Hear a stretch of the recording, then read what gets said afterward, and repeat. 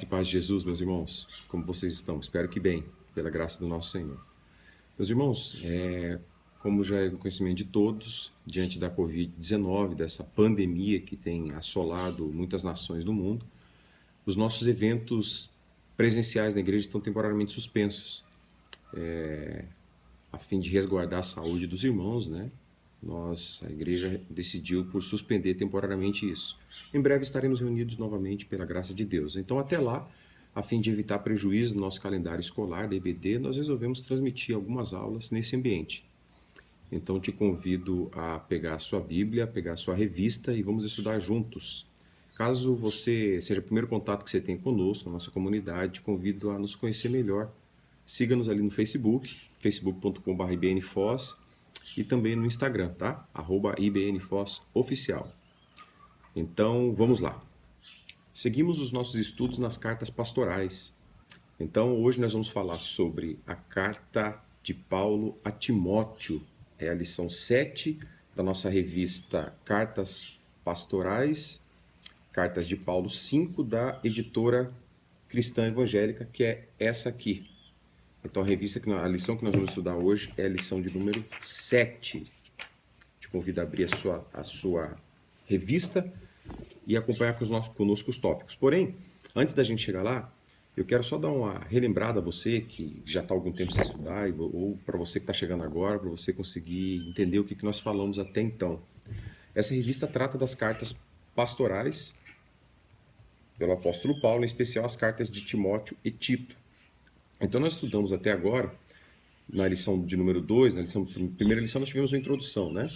Na lição de número 2, nós tivemos Paulo orientando acerca da doutrina verdadeira, a importância da igreja ter uma doutrina sólida e verdadeira. Então, Paulo já falava desde então da importância teológica e doutrinária da igreja. Na lição 3, Paulo falou sobre a importância do culto e da oração. A oração e o culto público, e da relação desses dois elementos. A oração enquanto elemento individual, mas também a oração como elemento comunitário, e da importância desses dois elementos de fé. A lição 4, Paulo advertiu Timóteo acerca dos requisitos daqueles que querem ser líderes, presbíteros, pastores, e Paulo orienta Timóteo dos requisitos tanto pessoais quanto espirituais para essa atividade, para desenvolver essa atividade pastoral e atividade de liderança na comunidade. Na lição 5, Paulo retorna sua preocupação teológica e doutrinária com a igreja, advertindo Timóteo contra a importância de se prevenir, de se evitar e de se excluir a falsa doutrina na igreja. Observa que já era um problema que assolava a igreja desde o primeiro século. Então não é nada atual, não é nada novo, não é nada inédito. Aliás, a impressão é que a história é cíclica, né? A história é cíclica, ela muda os atores, muda os seus meios, mas a história repete-se. Então a gente viu isso na lição 5. Na lição 6, Paulo fala sobre a responsabilidade de pastorear diversos grupos na igreja. Então a igreja de Cristo é formada não apenas por um grupo homogêneo, mas diversos grupos. Dentre eles nós temos essas divisões de idade, relação de matrimônio, casados, solteiros, divorciados, viúvos. Nós temos essa relação de sexo, homens e mulheres. Então, Paulo instrui Timóteo como liderar e pastorear todos esses grupos da igreja, de forma que todos sejam pastoreados e ensinados no caminho do Senhor. E chegamos então na nossa lição 7, que vai tratar acerca dos perigos do dinheiro. E o texto básico dessa lição é um texto que está em 1ª carta de Paulo a Timóteo, capítulo 6, nós vamos ler dos versículos 3 ao versículo 10, e depois nós vamos pular para os versículos 17 a 19. O versículo-chave desse texto é Provérbios 11, 28. Qual que é a nossa expectativa, qual que é o nosso objetivo, o nosso alvo nessa lição? É refletir sobre o que a Bíblia nos fala acerca do dinheiro, da riqueza, e aprender a importância de buscar o contentamento pleno em Deus. Nessa lição nós vamos ser capazes de ponderar sobre os ensinos bíblicos a respeito do dinheiro e da riqueza. Vamos ser incentivados a desapegar emocionalmente da ilusão de que o dinheiro é capaz de trazer a felicidade. Será? Vamos buscar o contentamento em Deus e não no dinheiro. É a nossa expectativa na lição de hoje. Vamos ao texto. 1ª carta de Paulo a Timóteo, capítulo 6, primeiramente vamos ler dos versículos 3 a 10. E assim diz: Se alguém ensina falsas doutrinas e não concorda com a sã doutrina do nosso Senhor Jesus Cristo e com o ensino que é segundo a piedade, é orgulhoso e nada entende. Esse mostra um interesse doentio por controvérsias e contendas acerca de palavras, que resultam em invejas, brigas, difamações, suspeitas malignas, atritos constantes entre aqueles que têm a mente corrompida e que são privados da verdade, os quais ensinam que a piedade é fonte de lucro. De fato, a piedade com contentamento é grande fonte de lucro, pois nada trouxemos para este mundo e dele nada vamos levar.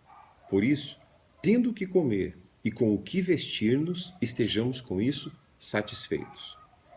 Os que querem ficar ricos caem em tentação, em armadilhas e muitos desejos descontrolados e nocivos que levam os homens a mergulharem na ruína da destruição.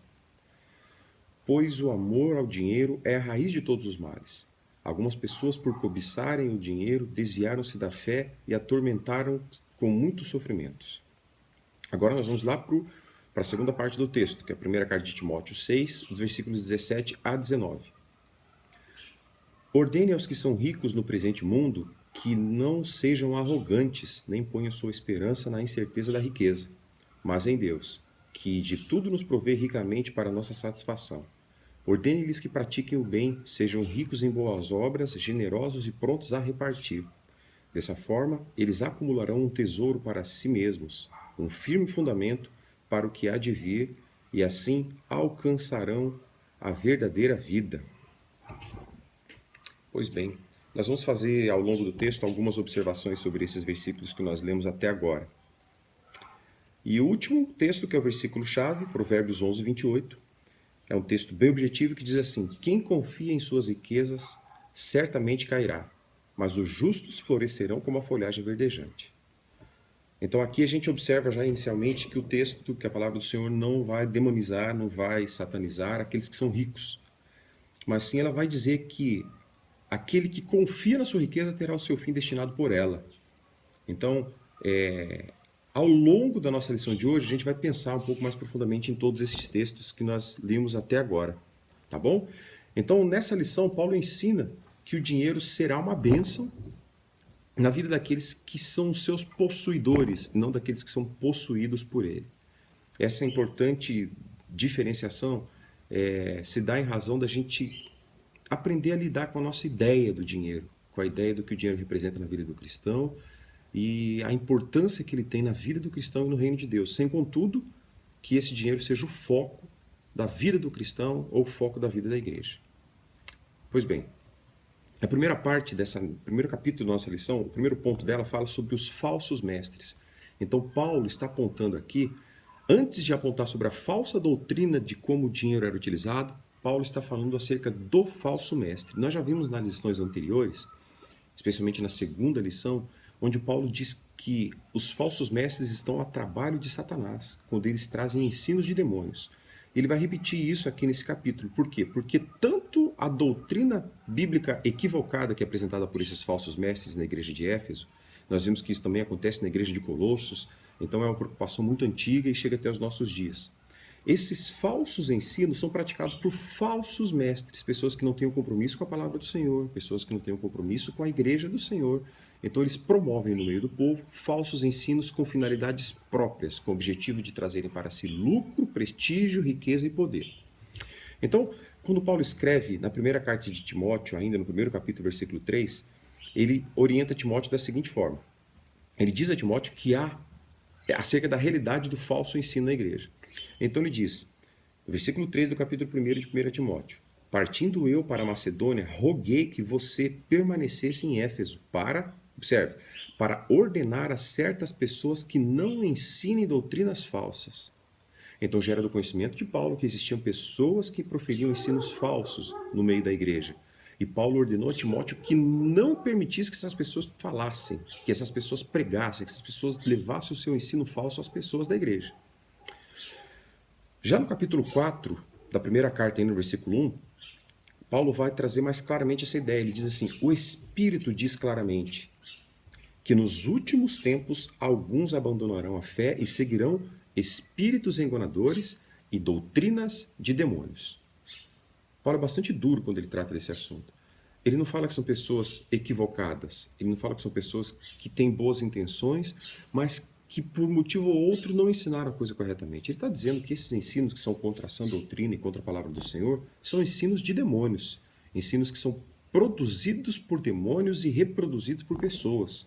É muito preocupante porque nós temos a tendência de achar que o irmão que não ensinou corretamente ou ensinou algo errado, ele tinha boas intenções, mas a sua ação foi equivocada. Paulo está dizendo que isso não ocorre. Paulo está dizendo que são doutrinas de demônios. Até porque a orientação de Timóteo também, a orientação de Paulo a Timóteo é de que ele se aprofunde nas escrituras e no ensino, justamente para evitar de que pessoas sejam ensinadas equivocadamente, para evitar de que a doutrina do demônio entre na igreja e pessoas tenham a palavra do Senhor distorcida no seu coração. Então os falsos mestres são aqueles que tiram para si vantagem da piedade e do desconhecimento alheio. São pessoas que aproveitam a inocência e a ignorância de outros, ignorância no sentido objetivo, de pessoas que não conhecem algo. Então são pessoas que tiram proveito da ignorância das pessoas para avocar para si, para conseguir para si algum tipo de proveito, seja esse proveito financeiro, seja prestígio, seja poder, seja ostentação, seja algum tipo de visibilidade social, mas são pessoas que usam da piedade alheia e da inocência alheia para seu proveito próprio. E o que ocorria na igreja de Éfeso, onde o jovem pastor Timóteo era o pastor daquela comunidade, é algo que acontece nos dias de hoje. Nada mudou, como eu disse no início, a história aparentemente é cíclica, né? Os atores mudam, os meios mudam, mas a essência, a história é a mesma. Então, mitos sobre o dinheiro que eram ensinados no meio evangélico como se fossem verdades. E aí a gente vai observar nos dias atuais campanhas financeiras, votos, a fogueira santa de Israel, o trízimo, o dinheiro do aluguel. Muitos pastores têm trazido essa moda de que é uma prova de fé, em que você trazendo o dinheiro do seu aluguel, o Senhor vai multiplicar esse dinheiro, o dinheiro do financiamento da sua casa. A partir do momento que você depositar esse dinheiro na igreja, esse dinheiro vai ser multiplicado e voltará para você em 2, 3 ou 4 vezes mais. Então são mitos que percorreram os anos e chegaram até a nossa era, o ano de 2020, onde nós vemos muitas pessoas levando e entregando na mão de pastores inescrupulosos todo o dinheiro que o Senhor concedeu ao longo de anos de trabalho. Isso tem falido muita gente, tem levado muita gente à ruína e, o pior de tudo, levado muita gente a contender contra Deus. Porque as pessoas não vão lembrar que aquela promessa que foi feita foi por um homem, não por Deus. Deus não mandou que as pessoas levassem o dinheiro do seu aluguel, Deus não mandou que as pessoas dessem 2 vezes o seu dízimo, Deus não mandou que as pessoas entregassem o dinheiro do pagamento das contas da sua casa para a igreja, na promessa e sob a perspectiva de devolvê-lo em dobro ou em 3 vezes mais. A promessa do Senhor é que não nos faltaria o pão na nossa mesa. A promessa do Senhor é que nossos celeiros não estariam vazios. E a ordenança é que nós sejamos contribuintes generosamente, mas o Senhor não fixa para nós essa obrigação de 3 vezes mais, ou fixa a obrigação de entregar aquilo que nós temos para o pagamento dos nossos lares. Então, a ordenança do Senhor não é essa. Quem ordenou que seja feito dessa forma são pastores inescrupulosos, homens inescrupulosos, que não observam a verdade do Senhor e que têm como único objetivo ganância, o único objetivo, seus objetivos pessoais próprios, a sua riqueza própria. Então, as pessoas que têm se aborrecido com Deus, que têm contendido contra Deus, têm entendido que Deus os abandonou, devem lembrar que quem fez essa proposta não foi Deus, foi o homem. Então, este deve dar conta da sua promessa. Pois bem, segundo ponto que nós temos é a ausência do ensino verdadeiro. Uma das causas, uma das razões aparentes para que o ensino falso adentre a igreja do Senhor é a ausência do ensino verdadeiro. Isso tanto teológica como doutrinariamente. E com o dinheiro não é diferente. Igrejas tradicionais, históricas, não têm por hábito grandes comoções que envolvem dinheiro. O dinheiro é um elemento de culto, mas não é o foco do culto. Talvez nós pequemos por falar sobre esse tema na igreja. E talvez por falarmos pouco sobre esse tema na igreja, tanta gente se equivoca com relação a ele. Então Paulo está dizendo que a ausência do ensino verdadeiro é uma das causas pelo qual o ensino falso adentra as nossas comunidades, adentra o celeiro, adentra o meio do povo de Deus. Segunda carta de Paulo a Timóteo, capítulo 3, versículos 16 a 17, Paulo vai dizer o seguinte, que ele vai apresentar princípios gerais de conduta e fé. Então ele está dizendo que toda a escritura é inspirada por Deus e útil para o ensino, para a repreensão, para a correção e para a instrução na igreja, para a instrução na justiça, perdão, para que o homem de Deus seja apto e plenamente preparado para toda boa obra. Então aqui Paulo está apresentando para nós princípios gerais de conduta e fé. Ele está dizendo que a palavra do Senhor é o elemento suficiente para que todo homem seja apto e plenamente preparado para toda a boa obra. Paulo não está dizendo aqui que a palavra do Senhor tem como intenção nos ensinar a ser bons profissionais ou que ela tem capacidade técnica para ensinar alguém a ser um médico, a ser um advogado, a ser um bom profissional de engenharia. Não é isso que ele está dizendo. A palavra do Senhor tem um foco específico que é nos apresentar o caminho da salvação. Contudo, ela nos apresenta regras como essas que Paulo apresenta agora, que sejamos plenamente preparados para toda a boa obra. Através das Escrituras Sagradas, nós temos as competências suficientes para sermos bons espiritualmente no desenvolvimento das nossas atividades seculares. Às vezes a gente tenta separar o que é secular e o que é sagrado, como se nós fôssemos duas pessoas. Mas uma vez que a palavra do Senhor está impetrada nos nossos corações, profundamente enraizada nele, isso vai influenciar toda a nossa vida. Seja a nossa vida civil, seja a nossa vida nas nossas atividades pessoais, particulares, profissionais, seja nas nossas atividades religiosas, de culto, as nossas relações fraternas com os nossos irmãos. Então, toda a boa obra abrange todos os elementos da vida de um cristão. Então, uma vez que a palavra do Senhor é fielmente pregada e ensinada, todos os limiares da nossa vida vão ser de forma positiva influenciados por ela. Então, de uma forma geral, a gente tem essa orientação de Paulo.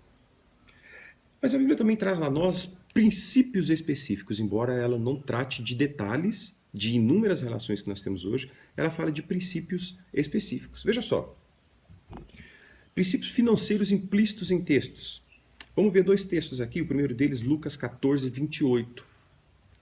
O Senhor Jesus está dizendo, qual de vocês que, se quiser construir uma torre, primeiro não se assenta e calcula o preço para ver se tem dinheiro suficiente para completá-la? Obviamente, o Senhor Jesus não estava tratando aqui de finanças, mas ele está utilizando um padrão financeiro que já era, obviamente, muito conhecido de pessoas dos tempos de Jesus, que deveriam ter chegado ao seio da igreja nos dias de hoje. Ele está falando de planejamento financeiro. Jesus está dizendo que de uma situação que fosse corriqueira e natural. Ou seja, a pergunta dele é qual de vocês que se fosse construir uma torre, primeiro não se assentaria e calcularia o preço para ver se tem dinheiro suficiente para completá-la. Ou seja, esse era o padrão de todo empreendedor dos dias de Cristo, que ao iniciar um empreendimento, ao iniciar uma construção, primeiro teria que saber se seus dinheiros, seus fundos seriam suficientes para concluir aquela obra. O segundo princípio que Jesus vai apresentar para nós é o texto que está lá em Mateus 13, 44 a 46, que apesar de não tratar especificamente do dinheiro, apresenta esse princípio implícito. Ele diz, o reino dos céus é como um tesouro escondido no campo. Certo homem, tendo-o encontrado, escondeu-o de novo, e então, cheio de alegria, foi, vendeu tudo que tinha e comprou aquele campo. O reino dos céus também é como um negociante que procura pérolas preciosas. Encontrando uma pérola de grande valor, foi, vendeu tudo que tinha e a comprou. Observe que nesse texto, ele apresenta para nós uma informação secundária muito interessante. O texto não está falando de dinheiro. O foco do texto não é dinheiro. O foco do texto é o reino de Deus, é o reino dos céus, que é muito mais valioso do que qualquer riqueza que nós possamos ter nessa terra. Por isso as pessoas se desapegam das suas riquezas e investem tudo nesse reino dos céus. Lembrando, não financeiramente, o foco do texto não é esse, mas o valor do reino do Senhor.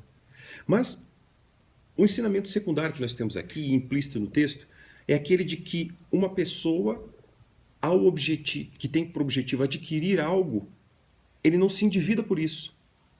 Observe que o texto não está dizendo que esse homem, com a finalidade de adquirir esse tesouro, pediu emprestado. Esse homem não se endividou, não fez dívidas com seu cartão de crédito, parcelando inúmeras vezes. Esse homem vendeu um patrimônio que já era seu e adquiriu um novo que era muito superior. Então, isso ensina para nós que nem tudo nós poderemos ter nesse mundo. para que este homem tivesse algo, ele precisou vender algo. Ele não acumulou. Talvez seja um dos grandes males da ganância. Talvez seja um dos grandes males que nos afeta hoje. O desejo de acumular e de ter cada vez mais, sem abrir mão do que já tinha. Então, o texto, as verdades implícitas e os princípios financeiros implícitos nesse texto nos apresentam e nos mostram que o dinheiro não virá de uma forma fácil, que o dinheiro não virá de uma forma mágica, milagrosa, como prometem muitos, mas que o dinheiro virá sim do trabalho, do esforço e da bênção do Senhor sobre a vida daqueles que o temem e que o buscam. O sucesso financeiro não vem da exploração da fé, não vem da exploração da piedade, como Paulo falou a Timóteo, não vem de explorar a piedade e a fé das pessoas. O sucesso financeiro, para quem vier, virá da grande mão de Deus e mediante o seu trabalho e o seu esforço diário e contínuo. A segunda orientação de Paulo é para aqueles que querem ficar ricos. Paulo orienta Timóteo como lidar com aqueles que querem, que têm como objetivo ficar ricos. Isso vai estar lá em 1 de Timóteo 6, 6 a 10. 1 de Paulo a Timóteo, capítulo 6, versículos 6 a 10. O versículo 6 diz o seguinte: ele vai apontar para nós que a riqueza não gera o contentamento. E o versículo 6 diz: de fato, a piedade com contentamento é grande fonte de lucro. O lucro aqui não está no dinheiro, está na piedade com o contentamento. Vamos ver o que diz essa expressão piedade. A expressão piedade é uma expressão que vem do termo grego ephesevia.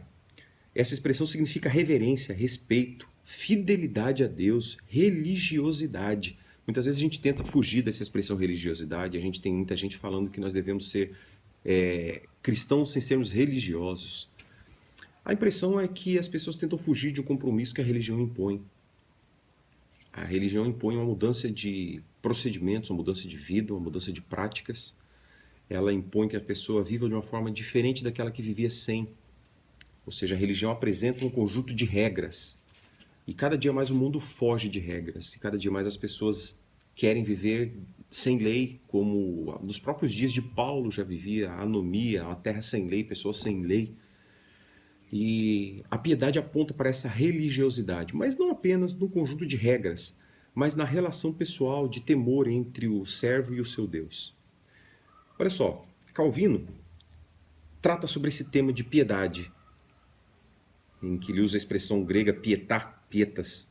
É visto como uma relação tanto vertical quanto horizontal. Ou seja, a piedade do cristão, no entendimento de João Calvino, ela tem duas abrangências. A primeira abrangência dela é a vertical, é aquela que trata da relação do homem com Deus, do conhecimento do homem, que o homem adquire de Deus através da palavra do Senhor, através das suas experiências pessoais junto com o seu Deus, e inclui as suas atitudes de amor, respeito e ações direcionadas à adoração e ao serviço de Deus.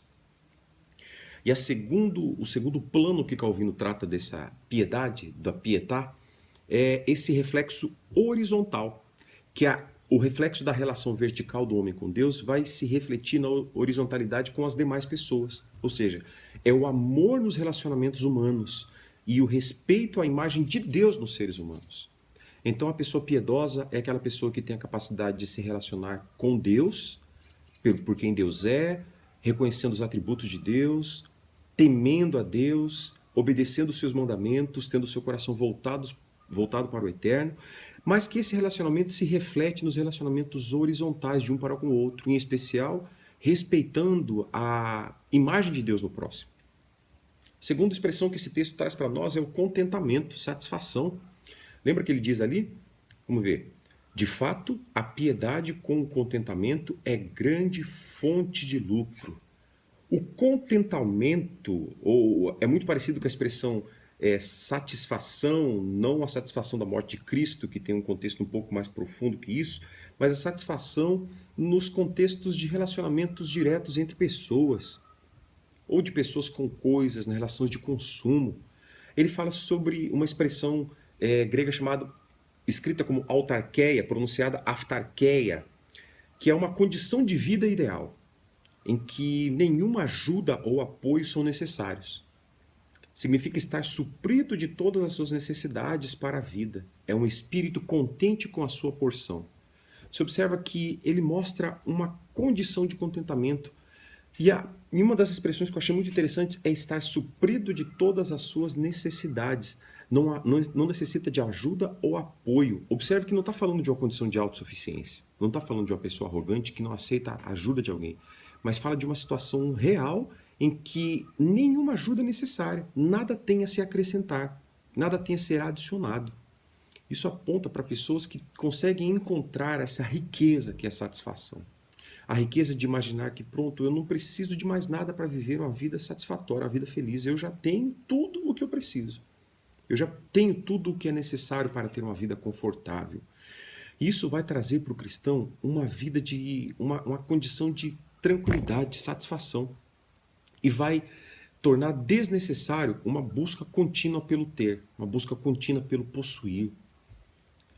A gente tem um momento de evolução tecnológica muito grande. E isso traz para nós, se não observarmos essa condição que nós estamos vivendo no mundo atual, uma necessidade de sempre ter mais. Ou seja, aquele celular que nós adquirimos hoje a um valor absurdamente elevado, amanhã ele já se torna obsoleto e já traz a nós uma necessidade de adquirirmos um produto novo. Então a gente vai querer um celular novo, a gente vai querer uma câmera digital nova, um notebook novo, nós vamos querer uma tecnologia nova para a nossa casa, um carro mais tecnológico. E isso tende a trazer uma condição de insatisfação e de descontentamento na nossa vida, onde o Senhor nos convida a ter uma vida de contentamento e satisfação. Quer dizer que a gente não deve ter essas coisas? Não, não é isso que a Bíblia diz e não é isso que eu estou dizendo. Quer dizer que isso não deve ser o que traz satisfação para a nossa vida, o que traz motivação para a nossa condição humana, o que traz satisfação para a nossa alma, o que traz quietude para o nosso coração. Não deve ser isso. A gente não deve objetivar na nossa vida esse tipo de pesquisa, esse tipo de necessidade. Não deve ser isso que nos motiva. Porque se nós andarmos por esse caminho, a gente vai estar andando num caminho de insanidade, de loucura. Se a gente entender que é isso que traz satisfação para a nossa vida, a gente vai estar entrando num caminho sem fim, no ciclo infinito de aquisições e de necessidades, que jamais será suprido. E onde Paulo nos convida a viver uma vida de satisfação e de completude em Cristo, porque Ele traz o fim da nossa vida, Ele é o fim da nossa vida, Ele é a finalidade, não o fim no sentido de término, mas de objetivo. E Ele é capaz de trazer a nós a satisfação. A piedade é o foco, é a riqueza do contentamento, da satisfação. Somente vivendo assim nós alcançaremos uma vida de plena satisfação em Cristo, sem a necessidade de correr atrás de tudo aquilo que o mundo nos apresenta. A segunda orientação de Paulo a Timóteo para lidar com aqueles que querem ficar ricos vem dos versículos 7, também dos textos de Provérbios 11, 28, Provérbios 23, 5 e Jó 1, 21. E a orientação é a seguinte: a riqueza não dura para sempre. Vamos ver o que diz o texto do versículo 7. Pois nada trouxemos para este mundo e dele nada podemos levar. Esse texto é conhecido lá do Antigo Testamento, mas nós vamos voltar a falar dele agora na escritura de Jó. Pois bem, Provérbios 11, 28 vai nos dizer assim: quem confia em suas riquezas certamente cairá, mas os justos florescerão como a folhagem verdejante. Provérbios 23, 5 diz que as riquezas desaparecem assim que você as contempla. Elas criam asas e voam como águias para o céu. Ambos os textos apontam para a finitude da riqueza. Nós nos relacionamos com Deus que é infinito. A satisfação e o contentamento que Ele pode nos trazer são ambos infinitos. Agora a gente está fazendo um comparativo entre esses dois elementos. A riqueza proporcionada pelas finanças, pela capacidade de possuir e acumular, e as riquezas que são proporcionadas por aquele que é capaz de doar-nos, que é a piedade, o contentamento e a satisfação. A história nos mostra inúmeras pessoas que passaram da riqueza para a pobreza em poucas horas. Nestes dias que nós temos vivido de Covid-19, a instabilidade financeira tem sido muito grande. E ontem eu li a notícia de um bilionário europeu que, em apenas poucos dias dessa oscilação do mercado financeiro e da Bolsa de Valores, perdeu nada menos do que 30 bilhões de dólares. É um dinheiro que todos nós aqui, ao menos as pessoas com quem eu me relaciono, jamais terão em uma vida. É o valor que uma pessoa perdeu em poucos dias de pandemia. Então a gente observa que No entendimento de um sábio, do sábio Salomão, a partir de observações sociais, ele compreendeu que as riquezas desaparecem, que as riquezas não têm a capacidade de em si prover a sua própria estabilidade. Elas sempre vão depender de algum elemento externo, elas sempre vão depender de alguém. Então, no entendimento do grande, do sábio Salomão, é inócuo, é loucura a gente correr atrás da riqueza, porque ela desaparece. E olha a imagem que ele apresenta. Elas criam asas e voam como águias pelo céu. Nós não temos a capacidade de prender uma águia no céu, nós não conseguimos segurá-la com as nossas mãos, nós não conseguimos alcançá-la com as nossas mãos. Assim são as riquezas. Uma vez que gastamos a vida para consegui-la, em questão de minutos elas podem sair, porque nós não temos a capacidade de segurá-la, nós não temos o poder para segurá-la. Elas saem das nossas mãos sem que nós possamos fazer nada. E a Bíblia nos apresenta a insanidade de buscar viver dessa forma, de tentar segurar por entre os dedos a água que por eles flui. Então, tanto Paulo quanto Salomão apresentam para nós a forma desnecessária e insana de tentar manter riquezas, de tentar viver por elas. A segunda lição vem por Timóteo, por Jó, Jó 1:21. Jó vai dizer o seguinte: saí nu do ventre de minha mãe e nu partirei. O Senhor deu e o Senhor levou. Louvado seja o nome do Senhor. Então aqui a gente observa que Jó, apesar de ter sido muito rico antes de perder todo o seu patrimônio, ele nos ensina algo que somente alguém que tem propriedade e experiência vivencial pode nos dizer. Ele disse: saí nu do ventre da minha mãe e nu partirei. O Senhor me deu e o Senhor levou. Louvado seja o nome do Senhor. Talvez a gente não tenha a real compreensão do que Jó esteja falando, porque talvez nós nunca tenhamos sido ricos como Jó foi, e talvez nós nunca tenhamos perdido tudo que perdemos, ou tudo que tínhamos como Jó perdeu. A maioria de nós tem uma vida mediana, uma vida comum, uma vida normal, sem grandes oscilações financeiras. Mas Jó foi um homem que teve muito. A Bíblia não nos dá razão para entender que Jó foi orgulhoso. Pelo contrário, Jó era um homem justo e bom. Mas a gente observa que ao final da sua segunda condição, ele conseguiu produzir reflexões que ele não tinha produzido na primeira. Ele diz: o Senhor deu e o Senhor levou, louvado seja o nome do Senhor. Jó encontrou satisfação não no que ele tinha, apesar de adquirir tudo em grandes quantidades novamente. Mas a satisfação de Jó estava no nome do Senhor. Então Jó foi capaz de louvar o Senhor por tudo que o Senhor o tinha dado. Louvado seja o nome do Senhor. Isso é conseguir encontrar a satisfação na piedade.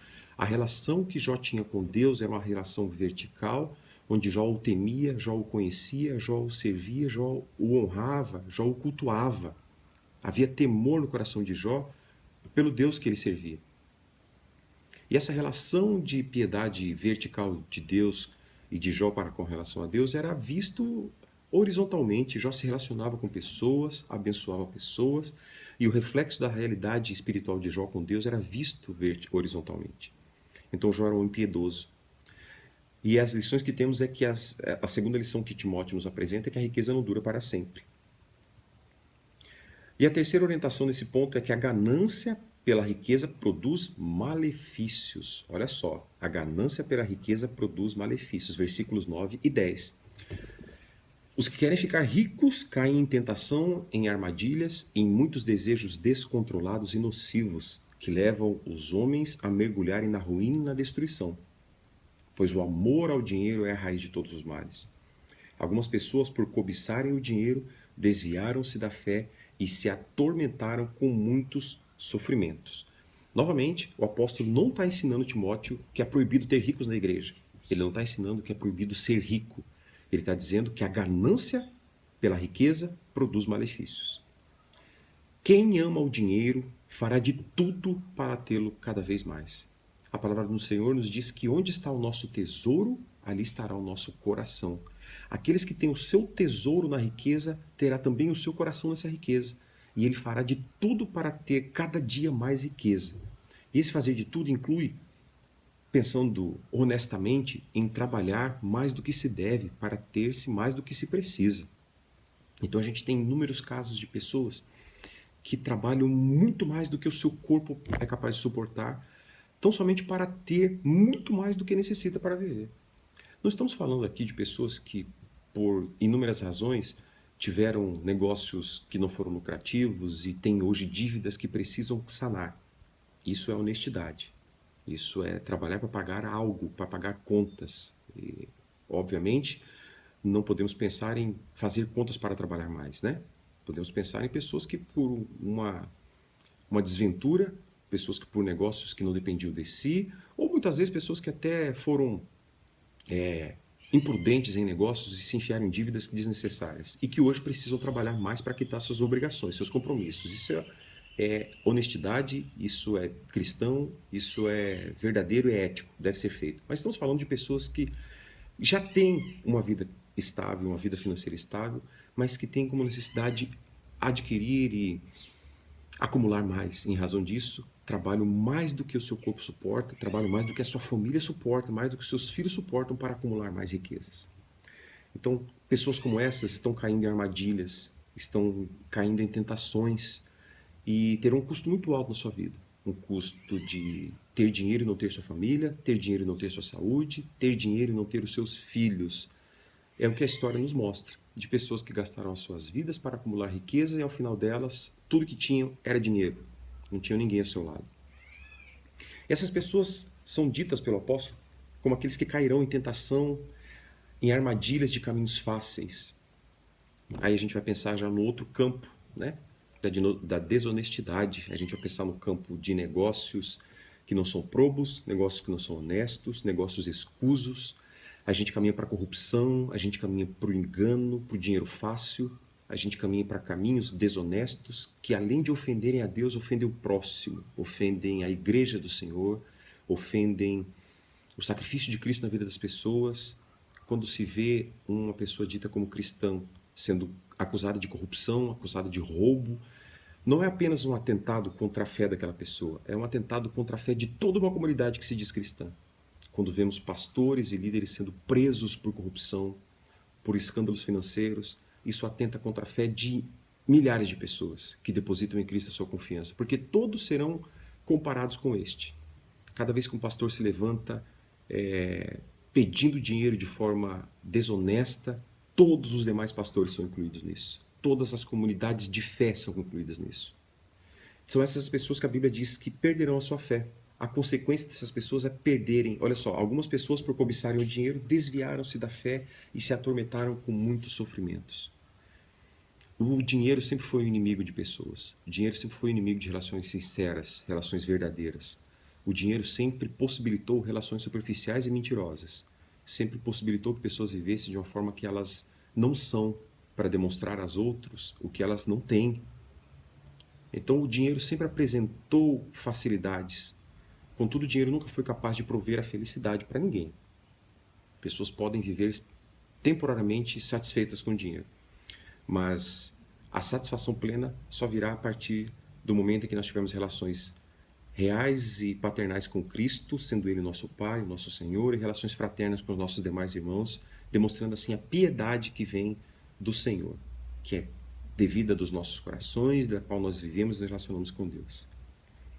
Um exemplo de que esses que desejam muito dinheiro se atormentarão e cairão em tentações. Um exemplo muito prático da nossa nação, muito conhecido, não é segredo de ninguém, todos que acompanham o noticiário têm visto, a história do ex-governador do Rio de Janeiro, Sérgio Cabral, condenado a mais de 280 anos de prisão por ter desviado mais de 400 milhões dos cofres públicos. 400 milhões. Algumas cifras extraoficiais apontam para próximo de R$ 1 bilhão. Mas o que nós temos de oficial até então são esses valores de aproximadamente 400 milhões de reais. 400 milhões de reais é dinheiro que uma pessoa não gasta em uma vida. É dinheiro que uma descendência não gasta em uma vida. Que netos não gastam em uma vida. Então qual é a necessidade de alguém ter para si valor de tal monta? Ainda mais roubado, senão a ganância. E isso é o que corrompe o coração humano. É contra isso que Paulo fala. É contra isso que ele adverte Timóteo a ensinar. que as pessoas não tenham essa sorte da ganância, que as pessoas não vivam, não busquem a sua satisfação no dinheiro, porque o dinheiro é algo que não termina. Então, enquanto as pessoas não têm o suficiente, elas não deixam de buscá-lo, e elas jamais terão o suficiente, porque é algo que as alimenta, algo que as satisfaz. Enquanto o contentamento nos torna felizes com o que temos, nos faz ver a grandeza de Deus em nos dar aquilo que precisamos e nos faz gozar e usufruir daquilo que nós temos, que foi dado por Deus, a ganância nos promete uma felicidade quando tivermos. Só que esse caminho nunca terá fim. Nunca teremos o suficiente. Essa é a razão pela qual o nosso contentamento deve estar no Senhor. E a terceira orientação que Paulo dá a Timóteo acerca da riqueza na igreja é a orientação destinada àqueles que já são ricos. Aqueles que já são ricos. A primeira orientação era acerca dos falsos mestres. A segunda orientação é para aqueles que querem ficar ricos. E a terceira orientação é para aqueles que já são ricos. Então a gente vai observar aqui que Paulo não está excluindo os ricos da igreja. Há uma teologia moderna que defende a ideia de que, na verdade, não é moderna, né? Ela já vem de séculos, como eu já disse 2 vezes anteriores, a história é cíclica e na doutrina e na teologia também não há nada de moderno. Aliás, aquilo que é moderno a gente deve olhar com olhares mais cautelosos.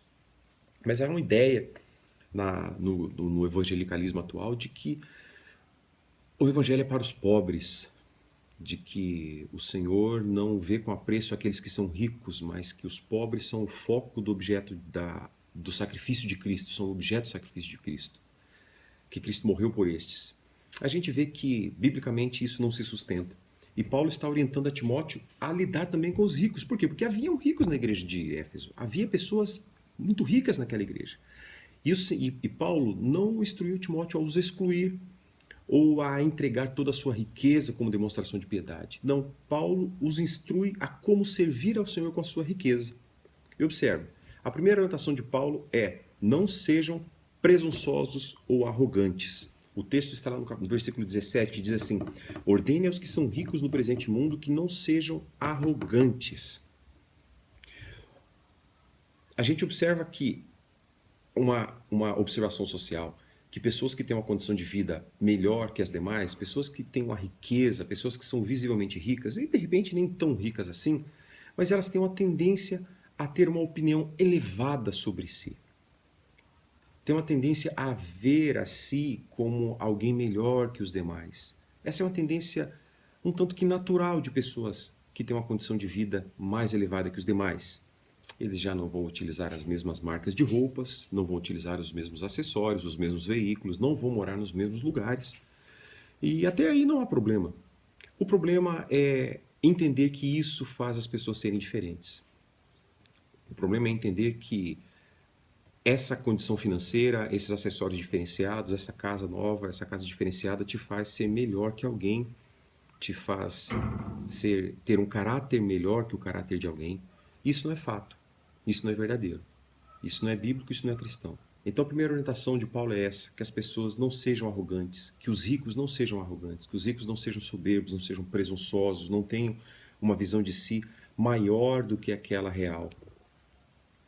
A riqueza material tende a trazer uma tentação ao seu possuidor, de forma que ele tente parecer ser superior àqueles que não a têm. Por essa razão você vê muitas pessoas que não cumprimentam o porteiro do seu prédio, muitas pessoas que não falam bom dia para o gari, muitas pessoas que não se relacionam com pessoas que são inferiores, muitas pessoas que colocam entre si e o pobre alguém que possa intermediá-los. Muito cuidado, Paulo orienta os ricos que não sejam presunçosos. E o Evangelho nos ensina a humildade. Observa que Paulo, o mesmo Paulo que está escrevendo a Timóteo, ele escreveu a carta aos Filipenses, e ele diz assim no capítulo 2, versículo 3: não façam por ambição, nada façam por ambição egoísta ou por vaidade, mas humildemente. E olha o que diz o final do versículo: considerem os outros superiores a vocês. Então, essa é uma regra geral que se aplica ao rico e ao pobre, que se aplica ao mais bonito, ao mais feio, ao mais conhecido, ao menos conhecido, ao que tem mais prestígio na sociedade, ao que tem menos. Considerem cada um o próximo superior a você mesmo. Não é uma falsa modéstia, não é um complexo de coitadinho. É uma regra geral que se aplicada a toda a comunidade da fé, quiçá a todo mundo, nós teríamos um mundo muito mais humilde. É eu olhando para você como você sendo superior a mim e você igualmente olhando para mim como se fosse superior a você. Isso impede, isso limita, isso coloca um teto na nossa arrogância, na nossa presunção e na nossa prepotência. Segunda orientação de Paulo a Timóteo com relação àqueles que já são ricos. Não depositem esperança na incerteza da riqueza. E o versículo diz, versículo 17, nem ponham sua esperança na incerteza da riqueza, mas em Deus, que de tudo nos provê ricamente para a nossa satisfação. Voltemos ao pensamento da oscilação do mercado financeiro na Covid. De um dia para o outro, de uma hora para outra, sem esperar, sem imaginar que algo fosse acontecer nessa magnitude, comércios foram fechados, empresas foram temporariamente fechadas, pessoas deixaram de trabalhar, obviamente pessoas perderam seus empregos. E em conta disso, e por conta disso, riquezas ruíram. Pessoas que dormiram ricas acordaram pobres, porque todo o seu patrimônio foi dissolvido, seja na bolsa de valores, seja numa empresa. Pessoas que tinham seus empréstimos, pessoas que tinham suas casas enormes compradas desnecessariamente, mas que dependiam de uma renda que era prevista e que aparentemente nada poderia retirá-la, já não tem mais como pagar as suas parcelas. Isso nós estamos falando de 15, 20 dias de uma crise mundial. Pessoas que depositaram toda a sua riqueza, toda a sua esperança, toda a sua satisfação, toda a sua alegria, toda a sua perspectiva de felicidade nessas riquezas, hoje já não tem mais em que se alegrar. Do outro lado, pessoas que depositaram em Cristo a sua satisfação, o seu contentamento e a sua esperança, continuam satisfeitos, contentes e alegres nele. Por quê? Porque, diferente das finanças e da riqueza, Cristo e o que ele proporciona a nós é inabalável. Por isso a palavra do Senhor diz que ele é uma rocha firme. As oscilações do mercado não o atingem. As contingências do mundo não o atingem. As pragas da lavoura não o atingem. A oscilação do mercado financeiro, a bolsa de valores, as vendas, as metas não o alcançam, porque ele é inabalável, inamovível. Mais uma razão pela qual nós não devemos depositar as nossas expectativas nas finanças. Não ponham a sua esperança na incerteza da riqueza. Paulo já apontava que a riqueza é uma incerteza, porque ela depende de inúmeras variáveis externas, ela não depende apenas de uma pessoa. E ainda que dependesse tão somente de uma pessoa, esta pessoa que sou eu e você, somos variáveis. Nós não somos certos, nós não somos rígidos, nós não somos inabaláveis. Nós somos sujeitos a contingências externas, nós somos sujeitos ao mercado que nos envolve, à sociedade que nos envolve. Prova disso é que nós não estamos saindo de casa, prova disso é que nós estamos fazendo o nosso culto via internet, porque há uma contingência externa que nos impede de ter a nossa vida plena, de viver plenamente, de ir e vir, de fazer os negócios, de comprar e de vender. Talvez seja por isso que a palavra do Senhor nos oriente a não sermos nécios de dizermos amanhã eu vou a tal lugar e farei tal negócio. Mas ela nos orienta a dizer, se o Senhor nos permitir, amanhã eu farei, eu comprarei e eu venderei. Porque, em último caso, quem determina tudo é Deus. Quem diz o que acontece ou não é Deus. Talvez essa parada, em decorrência dessa peste nova, seja providencial. Porque a gente está vivendo num momento em que nós nos achávamos autossuficientes, em que pessoas achavam que eram inatingíveis, de que nada poderia lhes alcançar. Por uma contingência externa, nós podemos observar que ninguém neste mundo é inatingível, que ninguém neste mundo está acima do poder e da grandeza de Deus, que todo mundo dobra o seu joelho e reconhece que não pode fazer tudo o que quer, mas que tudo está contingenciado no poder de Deus. Então, não deposite a sua esperança na incerteza da riqueza.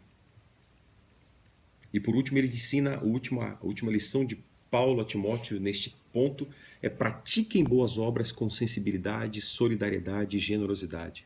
O versículo 18 vai nos dizer: ordene-lhes que pratiquem o bem, sejam ricos em boas obras, generosos, prontos a repartir. E o 19 diz ainda: dessa forma eles acumularão um tesouro para si, um firme fundamento para a era que há de vir, e assim alcançarão a verdadeira vida. Novamente, observe que Paulo não ordena que eles deixem de ser ricos. Paulo não ordena que esses homens deixem de ter o que eles têm, o que eles acumularam ao longo da sua vida, desde que honestamente, por óbvio. Mas ele diz que ele aconselha aqueles que têm mais do que precisam para viver uma vida saudável, uma vida boa, uma vida confortável, que eles devem ajudar a suprir as necessidades daqueles que não têm o mínimo para viver. Então Paulo está dizendo que eles devem praticar essas boas obras, pratiquem o bem, sejam ricos também em boas obras, generosos e prontos a repartir. Essa é a riqueza do Evangelho. Aquele que tem mais e é capaz de... E é dono do que tem, é capaz de repartir com aquele que não tem. Essa é a diferença entre o possuir e o ser possuído. Quando nós temos algo, nós temos a gestão deste algo. Quando você é o proprietário de uma quantidade de dinheiro, de um carro, de uma casa, você tem a gestão, você faz com isso o que você quiser. Agora, quando você é possuído por um carro, possuído por uma casa, possuído pelo dinheiro, pelo patrimônio, você não é o dono de nada. Você é o objeto, você é o bem. E por você ser o bem, você não pode vender o seu possuidor. Por você ser o objeto, você não pode vender o seu dono. Então, Paulo orienta que tudo aquilo que nós temos deve servir a algum propósito. Deve servir o propósito de abençoar e de ajudar aqueles que não foram agraciados tal qual nós o fomos. Então, Jesus nos convida a sermos libertos, inclusive das finanças, inclusive do dinheiro, inclusive das riquezas.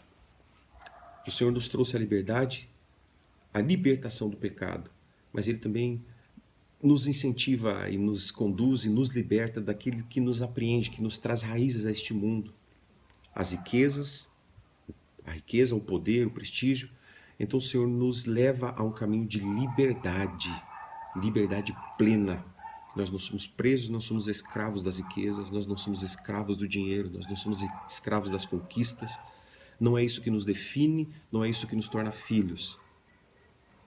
Nós somos trazidos do reino das trevas para o reino da luz para vivermos como livres.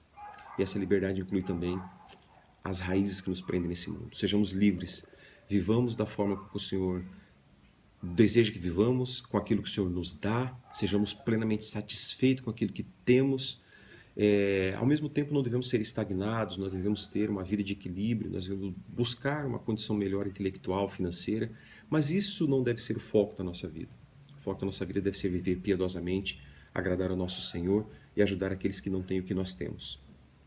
Pois bem, podemos concluir agora pensando que Timóteo tinha como uma missão naquela igreja de Éfeso pastoreá-los. E pastorear quer dizer também guiá-los doutrinariamente e teologicamente para que tivessem um conhecimento pleno de quem Deus é. O conhecimento pleno de acordo das Escrituras, por óbvio, né? Aquilo que o Senhor revela. Isso se dá protegendo aquela igreja dos falsos mestres, dos falsos pastores que se apresentam com aparência de piedade, mas que buscam tão somente riqueza para si, prestígio e vanglória. E da mesma forma proteger aqueles irmãos dos falsos ensinos. Talvez o maior patrimônio que o pastor deixe para a sua comunidade seja a proteção das suas ovelhas. E a proteção vem dos erros doutrinários, das heresias, das falsas doutrinas pregadas, inclusive das falsas doutrinas pregadas acerca do dinheiro. Inclusive o dinheiro. Então a palavra do Senhor nos ensina a não acumular riqueza neste lugar, porque a nossa riqueza maior está nos céus. Alicerçados, uma vez que estivermos alicerçados na riqueza e amparados na palavra do Senhor, nós temos a garantia de que o nosso melhor tesouro nos aguarda no porvir, estar com Cristo, e com Ele nós estaremos. E que o Senhor proverá, diante das nossas necessidades, tudo que nós precisarmos. Talvez esse seja um pensamento bastante necessário para esses dias que nós estamos vivendo, esses dias de incertezas. A maioria de nós depende de uma renda que vem do nosso trabalho, que vem de uma aposentadoria, que vem de um investimento, e nós não sabemos o que vai ser amanhã.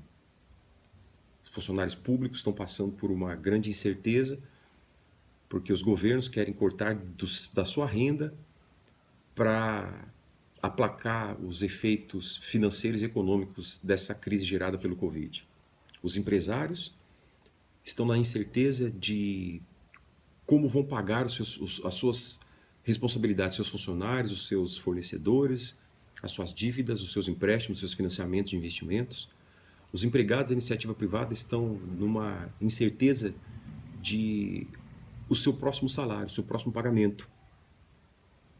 Muitas pessoas que vivem do seu trabalho diário, muitos empreendedores individuais, já não têm o que colocar na sua mesa hoje. Já saíram de casa pela manhã, sem saber se teriam trabalho e sem saber o que colocariam na sua mesa hoje. Muitos deixaram seus filhos em casa, sem saber o que eles comeriam hoje. E essa incerteza gera no coração das pessoas uma tristeza muito grande. Mas a nós não cabe vivermos essa incerteza. Nós que somos trazidos do reino das trevas para o reino da luz, nós que temos um Pai que prometeu cuidar de nós, nós que temos um Deus que cuida de passarinhos e de plantas, de flores, e prometeu a nós que nada nos faltaria, nós temos em quem ampararmos a nossa fé. E o Senhor há de prover a nós todo o sustento necessário para que nós consigamos viver uma vida digna. E esse sustento poderá vir através do nosso próximo, esse sustento poderá vir através do nosso irmão, poderá vir através daquele que nós menos esperamos. Mas a certeza que temos é que o Senhor proverá para nós todas as necessidades, toda a satisfação às necessidades que nós temos. Mas isso não exime de nós termos uma vida financeiramente responsável. Isso não nos exime de sermos bons mordomos daquilo que o Senhor tem nos colocado às nossas mãos para administrarmos. Então fica diante de nós dois desafios. O primeiro é administrar aquilo que o Senhor nos deu com responsabilidade, com generosidade, compartilhando com aqueles que têm menos que nós. E o segundo ponto é confiarmos e dependermos exclusivamente de Deus para a comida que estará no nosso prato, para as contas que temos que pagar. Responsabilidade e dependência é o nosso grande desafio para esses dias. Que o Senhor continue a nos abençoar e que o Senhor continue a prover para nós a satisfação às nossas necessidades, em nome de Jesus Cristo. Que o Senhor te abençoe, meu querido irmão, e que a gente possa se encontrar em breve, presencialmente, na comunidade dos santos. Um forte abraço, em nome de Jesus. Até mais.